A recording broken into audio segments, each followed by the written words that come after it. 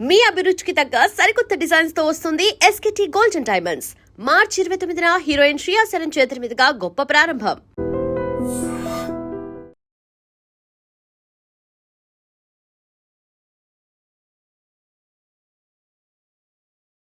కదా అదే పార్టీలో టిఆర్ఎస్ లో ఆల్మోస్ట్ అదే 8లో లేరు, 2006-7లోనే తప్పుకున్నారు మీరు ఆయన రేవంత్. ఆయన తప్పుకున్నారు. కాకపోతే మీకు తెలుసా ముఖ పరిచయం కానీ ఆయన ఒక అబ్బాయి అక్కడ తిరుగుతున్నాడు, మన ఊరు మన ప్రాంతం వాడు తెలుసా? అట్లా తెలియదండి, అల్లుడేనా? అప్పటికే పెళ్ళి అయిపోయింది. అవును, మరి 92లోనే పెళ్ళి, 92లో పెళ్ళయింది. అవును. సో ఎట్లా ఉండేది? మీరు మీ అల్లుడు అందులోనే టిఆర్ఎస్ పార్టీలోనే ఉన్నారు అనుకుంటే? అది ఎప్పుడు కుటుంబాల మీద సమస్య, ఆ బాంధవ్యాల మీద ఏమి తేడా చూపలేదు. ఆయన పద్ధతి ఆయన, ఎవరి పద్ధతి వాళ్ళది. మీకంటే ముందే ఆయన టిఆర్ఎస్ పార్టీ నుంచి బయటకు వచ్చేసిండ్రు. అవును, నేనే మొదలు చేరాను పార్టీలో. 2002-3 రేవంత్ టిఆర్ఎస్లో చేరాను. 2-3లో సరిగ్గా గుర్తులేదు డేట్, కానీ అప్పుడు ఆయన చేరినప్పుడు కూడా మహబూబ్నగర్లో పెద్ద హడావిడిగా చేరాడు. పెద్ద గ్యాదరింగ్, అది కేసీఆర్కు అక్కడ మీటింగ్ పెట్టి పెద్ద గ్యాదరింగ్ ఏర్పాటు చేసి ఆయన చేరికలో చేరాడు దాంట్లో. ఆ తర్వాత ఆయన బయటకు వచ్చేసారు. తర్వాత 2006లో 2007 తర్వాత చంద్రబాబుతో కలిశారు, టీడీపీలో చేరిపోయారు క్రమంగా. మొదట్లో ఇండిపెండెంట్గానే గెలిచాడు, జెడ్పీటీసీ కానీ ఎమ్మెల్సీ కానీ ఇండిపెండెంట్గానే గెలిచాడు. అప్పుడు ఆ కాలంలో అది సంచలనం 2007లో జెడ్పీటీసీ ఎలక్షన్. కానీ ఎందుకంటే అప్పుడు కాంగ్రెస్ బలంగా ఉంది, అందులో పర్టికులర్గా మహబూబ్నగర్ జిల్లా. అదే టైంలో టిఆర్ఎస్ పార్టీ కూడా వచ్చింది, టీడీపీ ఉంది, ఇవన్నీ పార్టీలు ఉన్నప్పుడు ఆయన ఇండిపెండెంట్గా గెలవడం అనేది. సో కాంగ్రెస్ తప్పితే మిగతా అన్ని పార్టీలను కలుపుకున్నాడు. టిఆర్ఎస్ పెద్దగా సహకరించలేదు, అందుకని దాంట్లో నుంచి బయటకు వచ్చాడు. ఇంకా తర్వాత మీకు కూడా టీడీపీ వైపు కానీ ఇంకేదైనా పార్టీకి వెళ్ళాలని? నాకు అట్లాంటి కోరికలు ఏం లేవు. అయితే జెడ్పీటీసీ, ఎమ్మెల్సీ, ఎమ్మెల్యే, ఎంపీ, ఆ తర్వాత ఇప్పుడు ముఖ్యమంత్రి, ఆ టైంలో పెళ్ళైనప్పుడు చూసుకుంటే ఇప్పటికి ఇన్నేళ్ల తర్వాత ఏమనిపిస్తుంది పద్మారెడ్డి గారికి, రేవంత్ రెడ్డి గారిని చూస్తే, అల్లుడిని చూస్తే? సంతోషం అనిపిస్తుంది. అట్లే పెళ్ళి అనేది ఇష్టం లేకుండే కదా ఫస్ట్ మీకు? గీత గారు, నేను రేవంత్ రెడ్డి గారు తను పరిచయం లేని అబ్బాయి, అందుకని ఎట్లాంటి వాడో తెలియదు కదా మనకు, ఆ నపనమ్మకం అవన్నీ ఉన్నాయి. తర్వాత మేమే దారిలోకి వచ్చాం. దారిలోకి తీసుకొచ్చిరారు గీత గారు, అంతే. ఎందుకని యాక్చువల్గా మీరు అసలు ఒప్పుకోలేదు? అపనమ్మకమేనా లేకుంటే ఇంకేదైనా? తెలియదు అతని గురించి, అసలు ఏం తెలియదు. ఆయన గురించి తెలియదు కదా, బ్యాక్గ్రౌండ్ కానీ వాళ్ళ ఫ్యామిలీ కానీ. మా ప్రాంతమే కానీ మా ఊరికి చాలా దూరంగా ఉంటుంది. తెలిసిన వాళ్ళ ఊర్లో వాళ్ళు కొంత తెలిసిన వాళ్ళే. అట్లా అతను ఏం చదువుతున్నాడో, వాళ్ళు ఏం చేస్తున్నారో, కొంత మామూలు కుటుంబం అని కూడా కొంత, మాది అప్పటికే కొద్దిగా సంపన్న కుటుంబం అని ఒక ఫీలింగ్, రాజకీయ కుటుంబం అన్నీ ఉన్నాయి కదా మరి అట్లా. సో లవ్ మ్యారేజ్ అది. లవ్ మ్యారేజ్ కి వ్యతిరేకమైతే కాదు, అయినా తల్లిదండ్రుల అభిషేక్షణ చూడాలి కదా, అమ్మాయి ఎటు వెళ్తుంది ఏమిటి, అంతే. అంతకు మించి దానికి ఏం వ్యతిరేకం కాదు లవ్ మ్యారేజ్లకి. ఇప్పుడు గీత గారు ఢిల్లీలో వెళ్ళి చదువుకొని వచ్చిండ్రు, లేడీ శ్రీరామ్ కాలేజ్లో. అక్కడ బిఎస్సి చేసి అక్కడ వచ్చిన తర్వాత సంబంధాలు కూడా చాలా ఎక్కువ రేంజ్ లో ఉన్నటువంటి సంబంధాలే వచ్చుంటాయి, పెళ్లి చూపులు కావచ్చు. అప్పుడు పెద్ద సంబంధాలు చూడలేదండి అసలు, ఎందుకంటే లవ్ నడుస్తున్నప్పుడు వేరే ఎట్లా చూస్తాం. అది ఎప్పుడు తెలిసింది మీకు నడుస్తోందని? ఎవరు చదువుతున్నప్పుడే తెలిసింది, డిగ్రీకి అక్కడ పంపించాము, తెలిసింది. అందుకని ఇక మళ్ళీ వేరే సంబంధాలు ఎట్లా చూస్తాం, వేరే అమ్మాయితోటి మనకు అనుమానంగా ఉంది కదా వ్యవహారం. ఇంటర్మీడియట్ లోనే పరిచయం ఒకరికొకరు ఇద్దరు. అవును. ఆ తర్వాత డిగ్రీకి మీరు అక్కడికి పంపించారు. ఎందుకు అక్కడి దాకా పంపించాల్సి అనిపించింది? మా అన్నగారు అక్కడ ఉన్నారు అప్పుడు ఢిల్లీలో, అక్కడ ఫ్యామిలీ ఉంది మా అన్నగారు. ఇక్కడ దూరం అయితే కొద్దిగా అనే ఉద్దేశం ఉంది కొంత, అందుకని అక్కడ పంపించారు. డౌట్ఫుల్, ఎందుకులే వద్దు ఇంకొంతకాలం చూద్దాము. ఎగ్జాక్ట్లీ. సో బట్ అప్పటికి కూడా ఇద్దరు స్టిక్ అయి ఉన్నారు. ఎస్ మేము పెళ్లి చివరి వరకు అమ్మాయి రేవంత్ ఇద్దరు స్టిక్ అయ్యారు. ఇక వాళ్ళ దాంట్లో అంత ఖచ్చితంగా ఉన్న తర్వాత మేము ఒప్పుకున్నాం. సో ఆ టైంలో గీత గారికి రాజకీయాలంటే పెద్దగా ఇష్టం లేదు అనేది విన్నాను. అంటే ఇక అన్నగారు పెదనాన్న చూసింది కదా, ఇది చాలా బిజీ లైఫ్, కాంప్లికేటెడ్ అని ఆమె అభిప్రాయం ఉండొచ్చు. జైపాల్ రెడ్డి గారి ఇంట్లో ఉంటూనే చదువుకున్నారు, అక్కడే ఉంటూ. సో ఇది ఇంత బిజీ లైఫ్ ఇవన్నీ అనుకున్న తర్వాత మనం రాసి పెట్టింది అంతే కదా, అంతకంటే బిజీగా ఉండేటువంటి ఒక పర్సన్ భవిష్యత్తులో అవుతారని ఊహించుకోలేదు. అప్పుడు ఎట్లా ఊహిస్తామండి, అదంతా తెలియదు. అతని అబ్బాయే తెలియదు, అంత దూరం ఎట్లా ఊహిస్తాము, రాజకీయాలకు వస్తారు అన్ని కూడా అనుకోని విషయాలు. ముహూర్తాలు, జాతకాలు ఇట్లాంటివన్నీ చూసుకున్నారా పెళ్లికి? మరి అన్నీ చూశారు. జాతకం కలుస్తుందా లేదా అనేది మేము పెద్ద పట్టింపు లేదు మాకు అసలు జాతకాలు. అందులో ఇది లవ్ మ్యారేజ్ అయినప్పుడు ఇంకా పట్టింపు ఏముంటుంది. బట్ ముహూర్తం మాత్రం చూసారు. చూశారు. గ్రాండ్ గా పెళ్లి చేయాలి, తండ్రిగా బాధ్యత, అదంతా ఎలా జరగాలో అలా జరిగిపోయింది సాధారణంగా. ఆ తర్వాత రేవంత్ రెడ్డి గారు రాజకీయాల్లోకి వచ్చారు. అంతకుముందు ఏదో ఒక చిన్న ఉద్యోగం చేసుకున్నారు, తనకంటూ ఒక చిన్న కంపెనీ పెట్టుకున్నారు, రాజకీయాలకు వచ్చారు. వెరీ ఇనీషియల్గా ఇండిపెండెంట్గా కంటెస్ట్ చేశారు, గెలిచారు. టీఆర్ఎస్ పార్టీ నుంచి ఎమ్మెల్సీ ఎక్స్పెక్ట్ చేశారు, ఎమ్మెల్యే టికెట్ ఎక్స్పెక్ట్ చేశారు, రాలేదు. అంటే ఫుల్ ఫ్లెడ్జ్డ్గా కంప్లీట్గా రాజకీయాల్లోకి ఎంటర్ అవుతున్నారు అనుకున్నప్పుడు వచ్చినటువంటి రియాక్షన్స్ ఏంటి మీ దగ్గర నుంచి, గీత గారి దగ్గర నుంచి? దాన్ని ఎంకరేజ్ చేసాం మేము, ఇంకా దాన్ని మేము నిరోధించాల. 2006 జెడ్పీటీసీ ఎన్నికల్లో నేనే ప్రత్యక్షంగా ప్రచారానికి వెళ్ళాను. మా ప్రాంతమే కదా కల్వకుర్తి, మా అన్నగారు మొదటి నుంచి ఎమ్మెల్యే 4 సార్లు గెలిచిన ప్రాంతమే కదా మండలం. అప్పుడు మిడ్జిల్ మండలంలో పోటీ చేశాడు రేవంత్, ఓపెన్ కేటగిరీ అది. దాంట్లో నేను ప్రచారానికి వెళ్ళాను 10-12 రోజులు. సో అప్పటి నుంచి ప్రతిసారి గెలుస్తూ వచ్చారు రేవంత్ రెడ్డి గారు.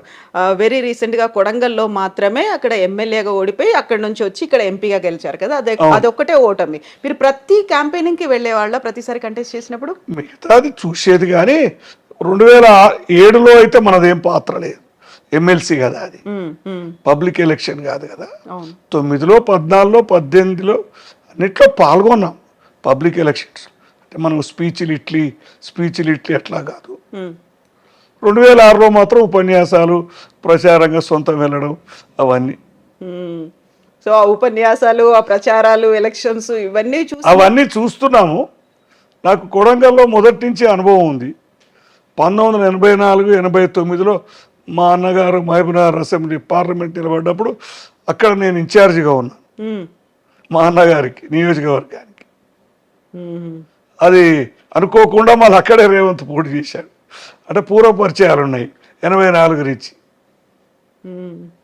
సో అది మెల్లిమెల్లిగా గ్రాడ్యువల్గా ఇక్కడ దాకా వచ్చిన తర్వాత ఒక్కసారి వెనక్కి తీసుకుంటే మీరు కానీ, గీత గారు కానీ, ఇంట్లో ఫ్యామిలీ మెంబర్స్ కానీ ఏం మాట్లాడుకుంటారు, ఏమనుకుంటారా? అసలు రాజకీయాలంటే ఇష్టం లేని గీత గారు కూడా ఇక సమస్య ఎప్పుడో మర్చిపోయారు, మునిగిపోయారు కదా, ఇక దాంట్లోనే మునిగి తేలారు కదా. ఇప్పుడు నైమిషా, గీత గారికి రేవంత్ రెడ్డి గారికి ఒకే ఒక కూతురు, తనకి నైమిషా అని పేరు పెట్టారు. ఎవరు పెట్టారు ఆ పేరు? ఏదో కొత్త పేరు కావాలని వెతికితే అది కనిపించింది, మేమందరం కూడా ఒప్పుకున్నాం. నైమిషారణ్యం బ్యాక్గ్రౌండ్ అయితే అది. మనకి రామాయణాలు, పురాణాల్లో మాత్రం నైమిషారణ్యం అనేది చదువుకున్నాము. నైమిషా అని బుక్స్లో దాంట్లో వెతికారు, వెతికితే ఆ విధంగా అది సెలెక్ట్ అయ్యింది. ఇప్పుడు ఈ ఇంటికి పేరు కూడా నైమిషా అని పెట్టి ఉంది. మనవరాలతోటి ప్రేమతో పెట్టుకుంది, అది మీరే పెట్టుకున్నారు? అవునవును. నైమిషా బిల్డింగ్ అయితే కాదు కదా, ఇది నైమిషాది కాదు కదా, మాదే ఇది. కానీ మనవరాలు పేరు పెట్టుకుంటాం కదా మన అట్లా. సో తాత అని పిలిపించుకుంది నైమిషా నోట్ నుంచి, అంతేనా? ఆ అటాచ్మెంట్, ఆ బాండ్ అనేది.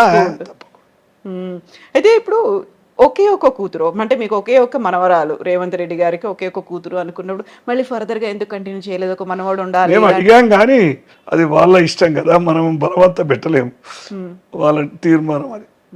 నేను పద్మారెడ్డి గారి గురించి నేను సెర్చ్ చేసినప్పుడు సోషల్ మీడియాలో ఫొటోస్ ఏమైనా ఉంటే చాలా చాలా లిమిటెడ్గా ఉన్నాయి. అందులో కూడా మనవాళ్ళు మనవరాళ్లతో ఉన్నటువంటి ఫోటోలు మాత్రమే ఉన్నాయి. ఎందుకంటే నేను పబ్లిక్ లైఫ్లో లేను కదండి, జీవితంలో నేను ఎక్కువ లేను, అంత లైమ్ లైట్ కూడా నాకు ఇష్టం ఉండదు.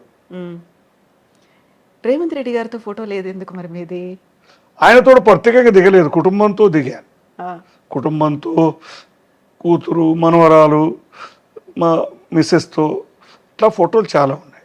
పెళ్ళిళ్ళు ఫంక్షన్లు అప్పుడు ఫోటోలు ఉన్నాయి. కానీ అంతే ప్రత్యేకంగా ఆయనతోటి దిగారు, ఆయన లేదు, నేను పోలేదు అంతే. సీఎం అయిన తర్వాత సీఎం అయిన తర్వాత కూడా వెళ్ళలేదు.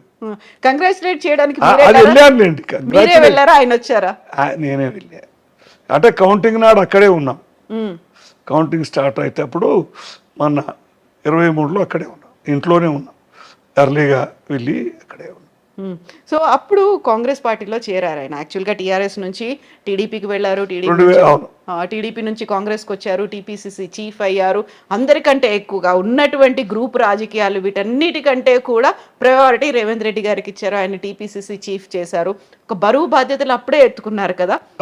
ఆ టైంలో ఏమనిపించేది కాంగ్రెస్లో అంతమంది సీనియర్లు ఉద్దండులు అందరూ ఉన్నప్పుడు?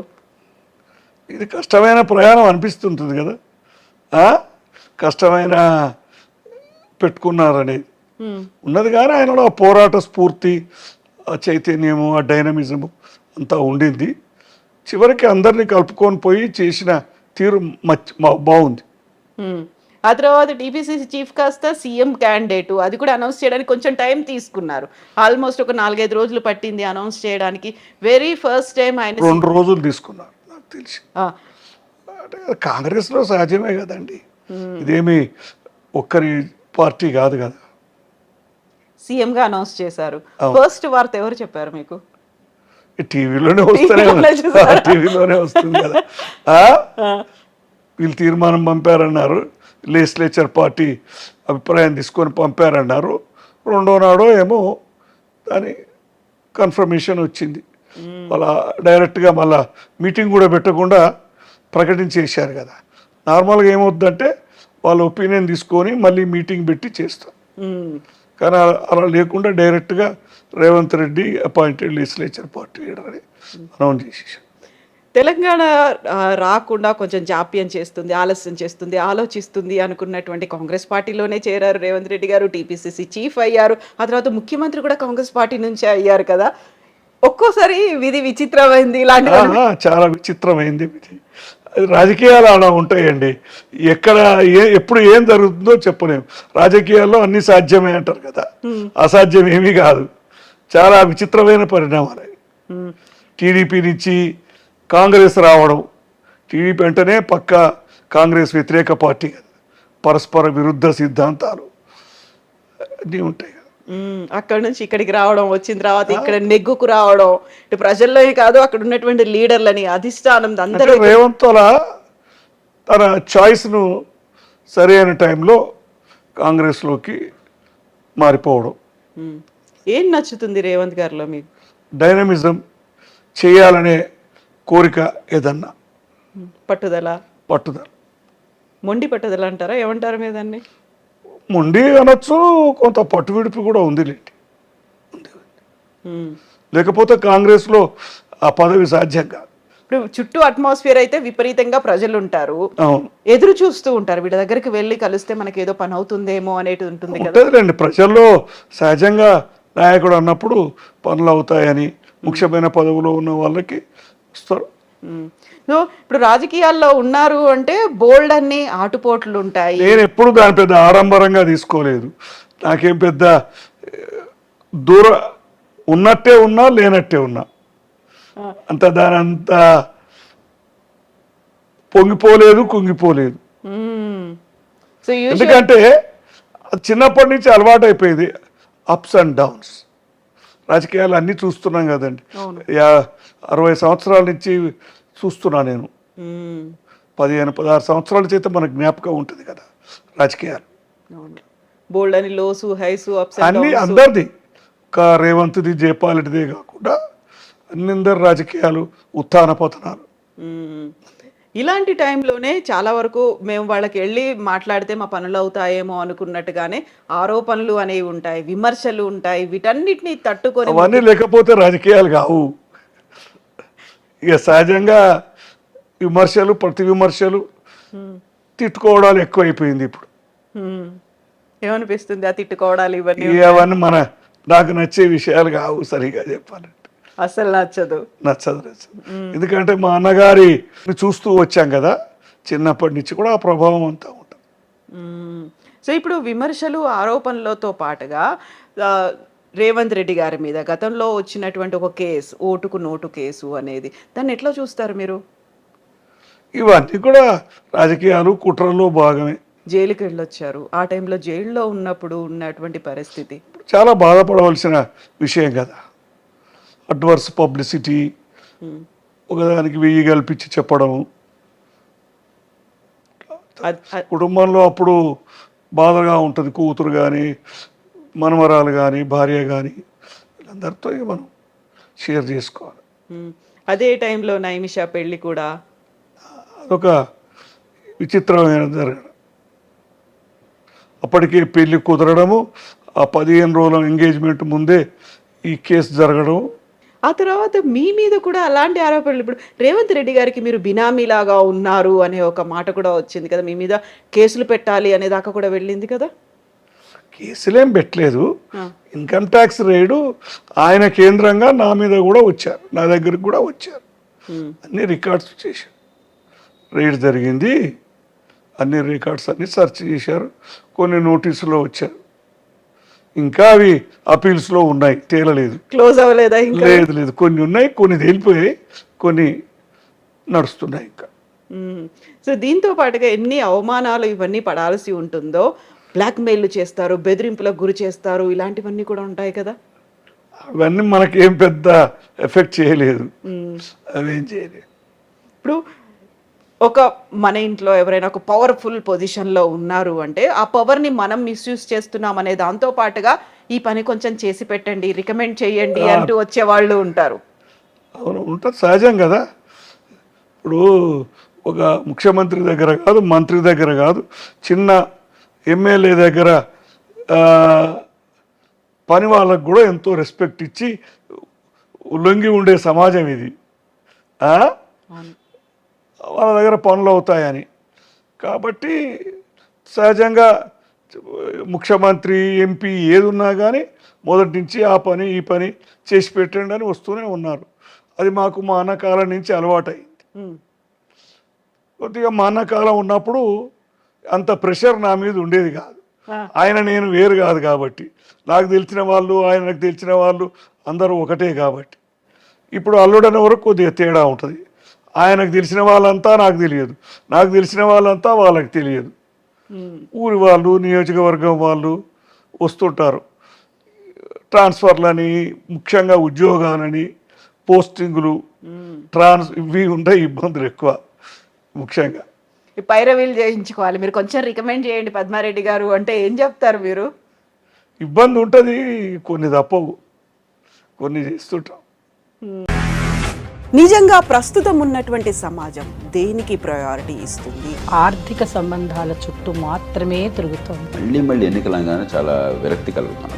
మంచి అనిపిస్తుంది కదా, లేడీస్ కూడా ఛాలెంజింగ్ జాబ్స్ చేసినప్పుడు చాలా బాగుంటది. ట్రాఫిక్ అసిస్టెంట్స్ గా నియమించిన ట్రాన్స్జెండర్స్ అందరితో సాల్యూట్ చేయించుకుంటున్నారు. ఫుడ్ డెలివరీ ఇవ్వటానికి వెళ్ళినటువంటి డెలివరీ బాయ్ అనిల్ పై కళ్ళ ముందు పెళ్ళండి కొట్టి